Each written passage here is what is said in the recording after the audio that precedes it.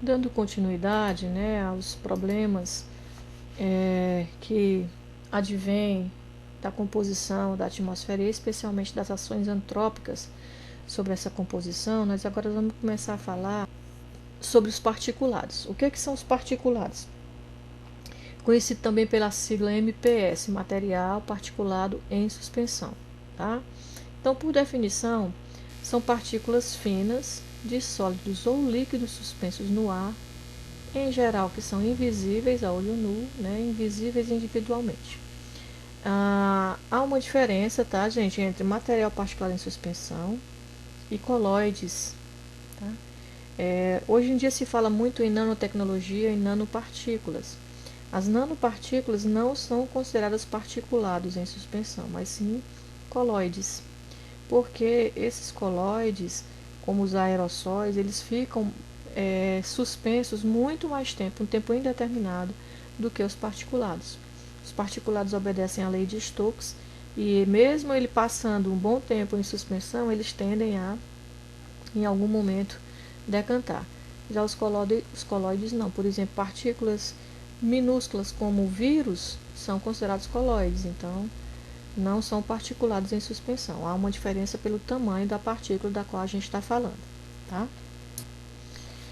Então tá aqui, ó, para fins didáticos, né? A definição tradicional é todo material que fica retido em um filtro cuja porosidade é de 0,45 micrômetros, tá? Após a gente passar a água, né? E o que ficar filtrado lá é considerado do tamanho do material particular em suspensão, tá? Então a gente divide esse material, né? Pode classificá-lo não só em função do seu tamanho, da forma e da composição química. Em termos de tamanho, as partículas menores, elas têm cerca de 0,002 micrômetros, tá? Esse é o tamanho menor de uma partícula que é considerada como material particular de suspensão. Já os gases típicos da atmosfera, eles têm um tamanho ainda bem menor do que esse, tá? O limite superior para ser considerado um material particular de suspensão é de 100 micrômetros. A partir disso já não é mais considerado material em suspensão, porque ele não consegue ficar suspenso durante um certo tempo e nem consegue, né, apesar de ficar retido aqui, ele já tem um tamanho tão grande que não é considerado material em suspensão, particulado em suspensão. Aqui a gente tem, ó, algumas espécies que podem estar na atmosfera, e se vocês virem aqui, ó, os vírus já estão bem menores do que é considerado aqui dentro dessas linhazinhas pontilhadas, né, é o que fica, são os limites do que é considerado material particulado em suspensão, tá?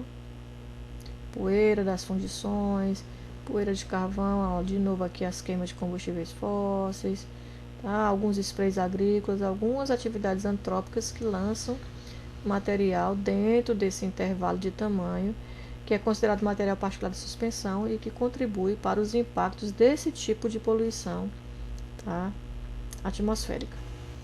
Então, ó, o diâmetro é uma propriedade relevante, tá?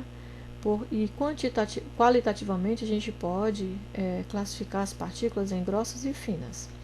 Grossas são aquelas que têm um diâmetro maior do que 2,5 micrômetros e as finas, aquelas que têm um diâmetro menor ou igual a 2,5 micrômetros. Em termos de estado físico, a gente tem as partículas sólidas, como por exemplo a poeira ou a fuligem, partículas líquidas, que são, um exemplo, a névoa ou a neblina, e os aerossóis, né, que têm partículas cujo diâmetro é menor do que 100 micrômetros. Tá? Todas essas partículas, elas obedecem à lei de Stokes, que diz que a velocidade, né, em distância por segundo na qual elas sedimentam, ela aumenta com o quadrado do seu diâmetro. Obviamente, quanto maior, mais rapidamente ela vai sedimentar. Tá? Então, a gente tem aqui só um exemplo. Ó, eu peguei uma partícula de diâmetro 0,25 micrômetros e uma 3 vezes maior. A velocidade com a qual a maior decanta é 9 vezes maior do que a menor. É o quadrado do seu diâmetro, tá?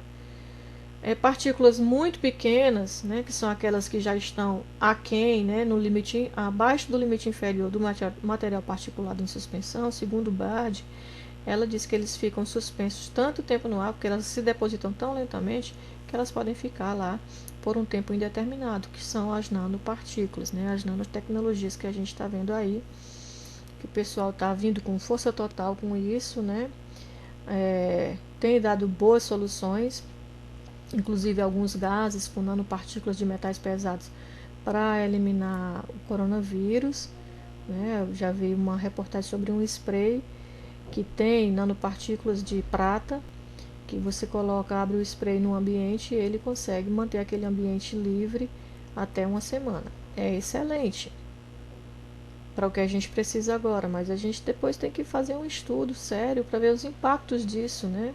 Com o tempo, porque se ela vai ficar lá em suspensão, ela vai matar o coronavírus, é um metal pesado, esse metal pesado também atinge a gente. Só que é um estudo longo, né? A gente só vai saber esses impactos daqui a muito tempo. Mas temos que ficar atentos, porque às vezes uma coisa que parece uma solução ideal, com o tempo ela pode virar um problema. Então, ó, as partículas grossas, as fontes naturais delas, as erupções vulcânicas, as partículas superficiais do solo que vêm pela própria intemperização do solo, né, vento, tal, transportadas pelos ventos.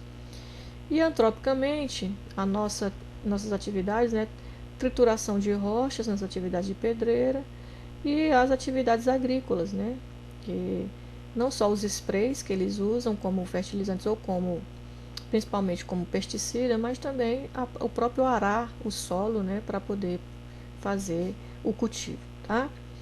As partículas finas a gente já viu que são aquelas que têm diâmetro menor ou igual a 2,5 micrômetros.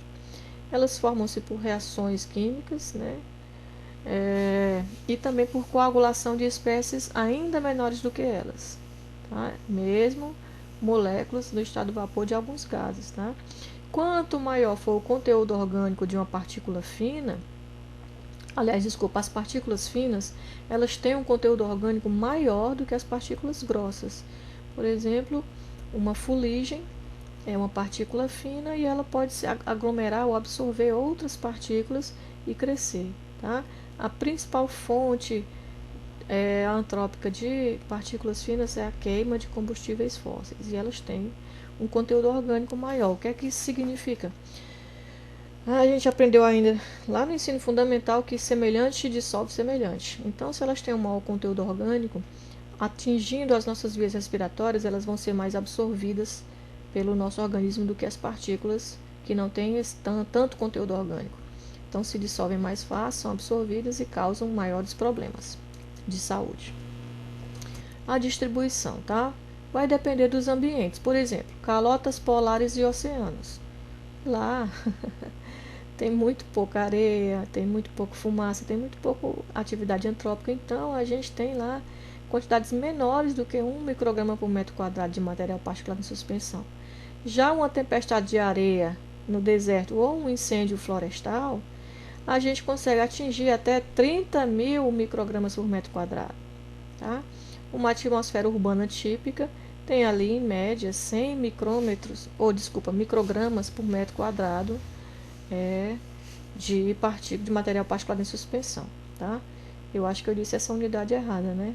Tempestades de areias e incêndios florestais, a gente pode atingir até 30.000 microgramas por metro cúbico, tá? De evento. As partículas grandes e escuras, né? Elas afetam os processos atmosféricos porque elas absorvem luz, tá? Então, se elas absorvem luz, elas ajudam também a aquecer a atmosfera. Então, elas contribuem lá para o aquecimento global. Um exemplo é a fuligem. Já partículas muito pequenas, elas espalham a luz e aumentam o albedo, né? O albedo é a razão entre a quantidade de luz que chega e a quantidade que é refletida pela superfície. Então, essas aqui ajudam a espalhar a luz, tá? As fontes sulfato biogênico, sulfato que é proveniente da morte, né? Ou degradação de células vegetais, especialmente em alto mar, e também de florestas, né? A oxidação parcial das folhas que caem, que vão morrendo, então vão liberando esse carbono orgânico biogênico, que são partículas muito pequenas que ajudam nesse espalhamento da luz, tá? Aumentando essa razão, aumentando esse albedo. Então, ó, aquela história, né? Às vezes a gente tem partículas menores que não seriam material particulado em suspensão, mas que elas podem se adsorver ou flocular e se aglomerar a uma partícula maior e acabam virando ou sendo considerados material particulado em suspensão. Aqui é um exemplo, né, da adsorção de moléculas orgânicas nas partículas de fuligem. Como ela tem a fuligem, ela vem da queima de combustíveis fósseis, ela tem características orgânicas, então ela consegue absorver e adsorver também melhor moléculas orgânicas. O conteúdo orgânico fica cada vez maior e aí vai ter mais afinidade ainda com o nosso organismo, causando maiores impactos na saúde, quando atingir as nossas vias respiratórias. O que é esse negócio de albedo? Então tá aqui, ó.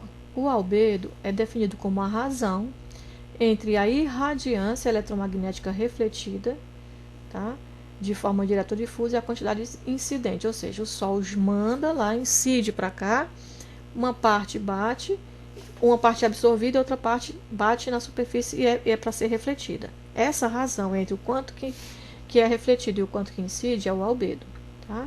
E ele também vai ser alterado pelas nossas atividades antrópicas. Aqui um exemplo bem básico, ó. A fumaça negra lançada no ar pelos caminhões a diesel é, em geral, a forma mais evidente de poluição de ar. Ela, né, traz aí partículas, né, material particulado em suspensão, absorve outras, adsorve outras e absorve luz, porque ela é negra. Então, se ela absorve luz, ela vai diminuir a quantidade que vai ser irradiada. Então, vai alterar esse albedo, tá? E acabam afetando o balanço radioativo da Terra, né? O balanço radioativo da Terra, ele é dado por essa equação. Nessa equação, a gente tem aqui, ó, π, porque geralmente essas partículas, elas são consideradas, ou pelo menos para cálculos, como esferas, tá? Então, leva-se em consideração o raio, o comprimento de onda da radiação, que elas são capazes de absorver, e aqui, ó, m é o grau de difração que elas provocam, ou seja, quando elas alteram essa questão da irradiância. Então, alteram o albedo, alterando também o balanço radioativo da Terra e constituem também graves riscos à saúde. Então, o material particulado em suspensão causa vários problemas, não só em termos de saúde, mas também em termos de aquecimento global e balanço radioativo do planeta. Acabam também por afetar o ciclo hidrológico, tá? Para chover, não basta ter umidade relativa do ar elevada, não basta ter água. É preciso, porque a água, o vapor d'água, é do tamanho molecular, então são aquelas partículas que não tendem a precipitar sozinhas. Então é preciso que existam partículas em suspensão na atmosfera que absorvam ou adsorvam essa água, tá? E aí induz a chuva, tá? Vamos ver só um exemplo, tem um videozinho aqui para a gente perceber como esse material particulado em suspensão é extremamente importante para o ciclo hidrológico e como também as queimas das florestas lá na Amazônia é um impacto sério não só na saúde, no clima, mas também na economia.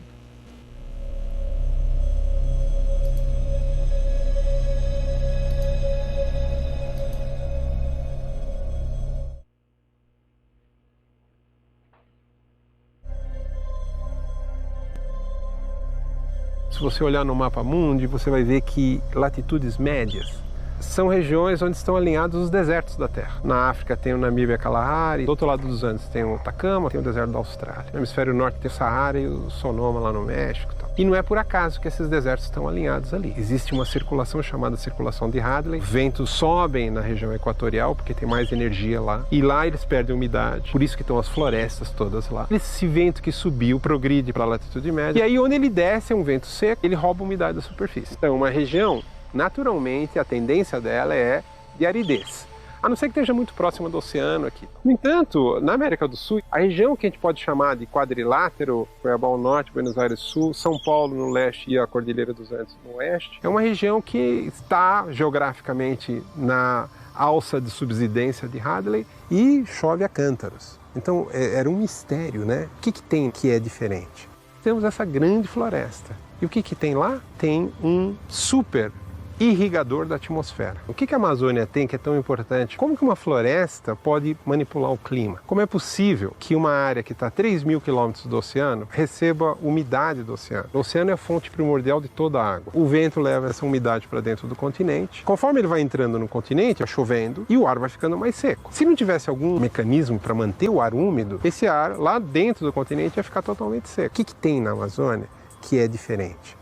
E a Amazônia tem árvores. As árvores grandes na floresta, elas têm raízes muito profundas, elas pegam água no lençol freático, bombeiam lá de baixo, 50, 60 metros, e as folhas são estruturas fantásticas de evaporação. Uma árvore grande com uma copa com 20 metros de diâmetro, uma árvore frondosa, chega a colocar mais de 1.000 litros de água num dia. Para toda a Amazônia, é um volume que chega a 20 bilhões de toneladas de água num dia. Para você ter uma ideia do tamanho que é isso daí, o rio Amazonas, que coloca 20% de toda a água doce que chega nos oceanos no mundo inteiro, coloca 17 bilhões de toneladas no mesmo período. Um rio de vapor que acende é maior que o rio Amazonas. Vai ficar claro por que isso é tão importante para quem está fora da Amazônia e recebe a umidade da Amazônia. Você tem o ar com uma quantidade grande de vapor, mesmo que ele esteja saturado, se não tiver uma partícula lá para começar a depositar as moléculas de vapor e formar água líquida e formar a gota da nuvem, não forma.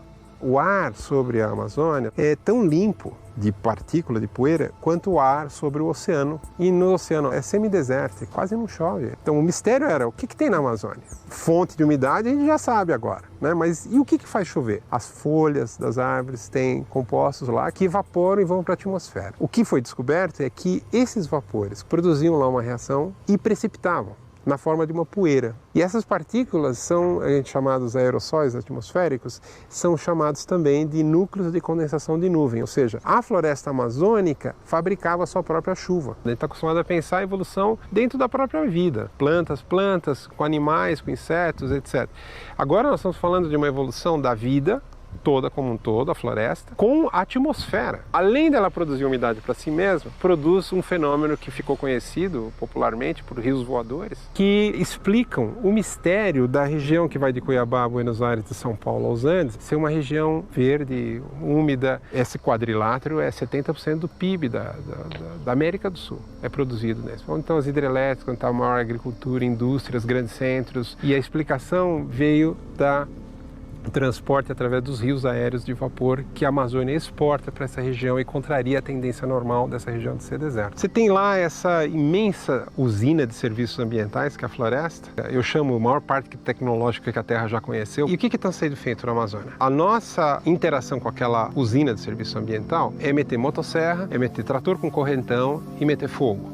É isso que nós estamos transformando uma usina de serviço ambiental em gás. Regiões que são beneficiárias dos serviços ambientais da Amazônia, elas tinham floresta também. A Mata Atlântica ocupava 1,5 milhão de quilômetros quadrados. O efeito de perder essa floresta, que gerava um clima amigo aqui, não foi tão percebido porque tinha a floresta amazônica lá. Eu estou fazendo uma inferência. A inferência é, se a umidade, a maior parte da umidade que chega nessas regiões aqui, centro-sul da América do Sul, vem da floresta amazônica, e a floresta amazônica hoje nós sabemos que produz todos esses serviços, qual é a conclusão lógica? É que nós estamos matando a galinha dos ovos de ouro.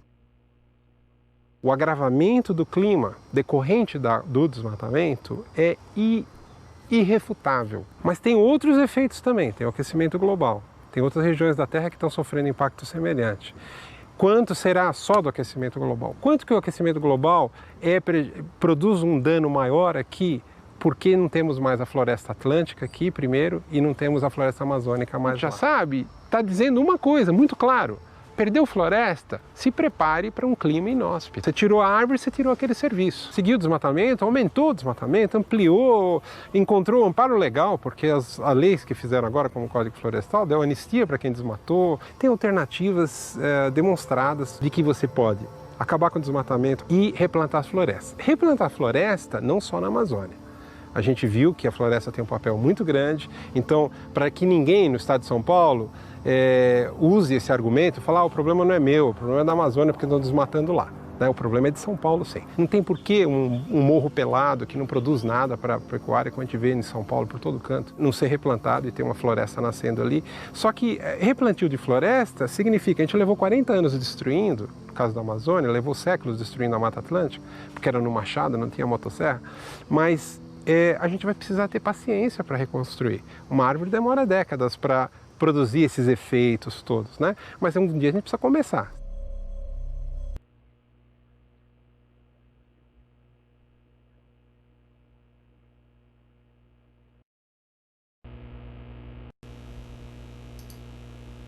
E aí, para a gente complementar aqui, né, quais são as consequências dos materiais particulados para a saúde humana, né?